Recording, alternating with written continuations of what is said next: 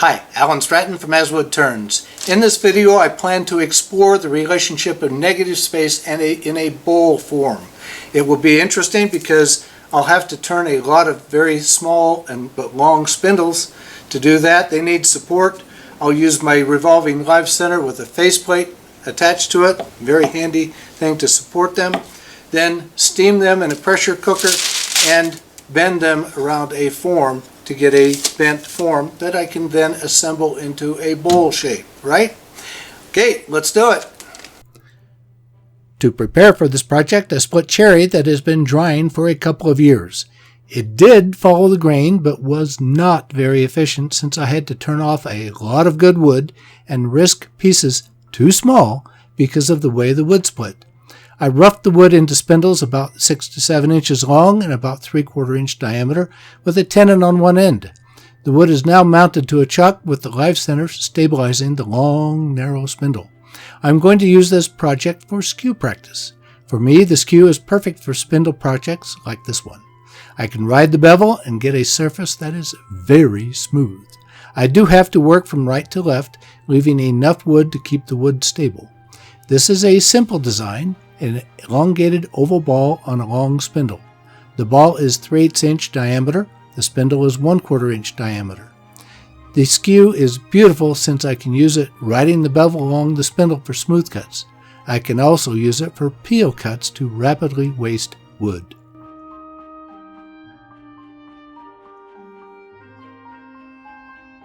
After finishing the ball end, I cut off the very end with the live center damage, removed the live center and replaced it with a wood faceplate with a small indent to center the ball end. Then back to work on the spindle at about 1/2 to 3/4 inch at a time. Waste wood down to close, then finish off to 1/4 inch.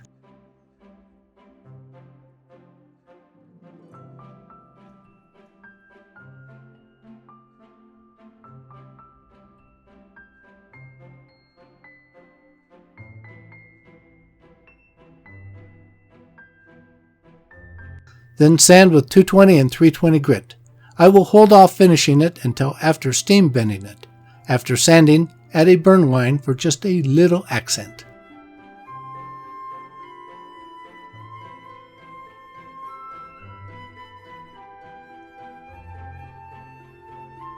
Now for bending the wood. I steamed it for about 20 minutes in a pressure cooker, then removed the wood to clamp it and bend it around forms that I had prepared.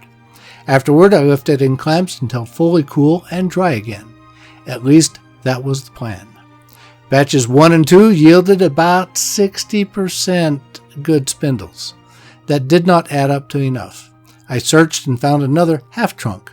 This time, I used the bandsaw to size it down while trying to follow the grain with the cut. These 2 batches of 12 total yield 3 or 4 more spindles. I need a couple more. I am frustrated. I grab a cherry board. This is very straight kiln-dried wood. I turn 2 more spindles from the board and process it the same way. The first broke immediately, and the second did not want to bend. I put it back in the pressure cooker. This time I immersed it in water and steamed it for another 20 minutes. It bent a little better, but still broke. What a lot of work for nothing. What am I going to do? I am short of my target number of spindles, and they did not look or bend the same.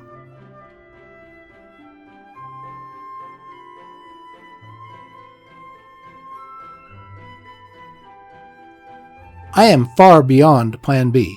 I am not sure where to go. Meanwhile, I grab a piece of thick sweet gum and double tape it to a faceplate. I cut a bit of an ogee for a profile, then cut an expansion mortise for my smallest long neck chuck jaws. My box scraper comes in handy after I exceed my bowl gouge. My mind is wandering all over. Can this form somehow into a bowl shape that looks decent?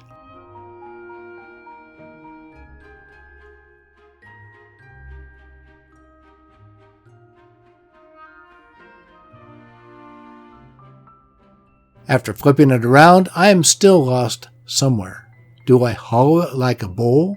I hollow it a bit, but decide to leave a peak in the center. My mind is now going off on some wild tangent. There's no way I can get anything symmetrical from this round pile of wood and a pile of half-broken weird spindles. If I cannot get symmetry, what can I do? Well, if symmetry is impossible, why not go deliberately asymmetrical? The only thing saving me is the fact that the spindles vary around 1/4 inch diameter. I trim a couple of broken spindles and sand the ends to get rid of the ragged edge. Then drill a hole with a dull brad point bit in very hard wood.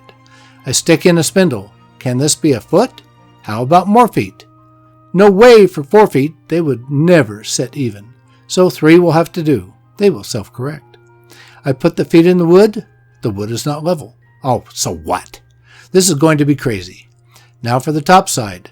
A couple of spindles might provoke some vision. Maybe something like a head. If that is a head, how about something opposite that could be some sort of tail?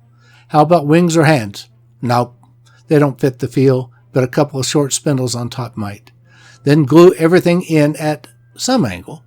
White glue should not show much squeeze out. I may as well assault senses with shiny rattle can lacquer instead of a matte oil finish.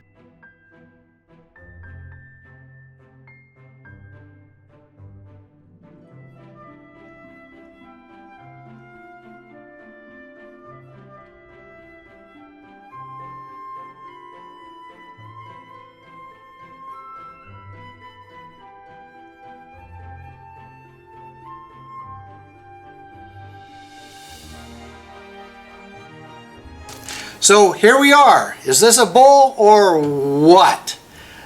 It actually can tell a story. What story? Whatever story you want. Just pick a topic, politics, nature, relationships, the outdoors, whatever. And this can tell a story. Please give this video a thumbs up, subscribe on my website, and tell your friends. I appreciate your comments and questions. Every week, I make a new wood turning video like this one and add it to my website. As usual, I appeal for you to wear your full face shield anytime that lathe is running. I'll see you next week with another wood turning video.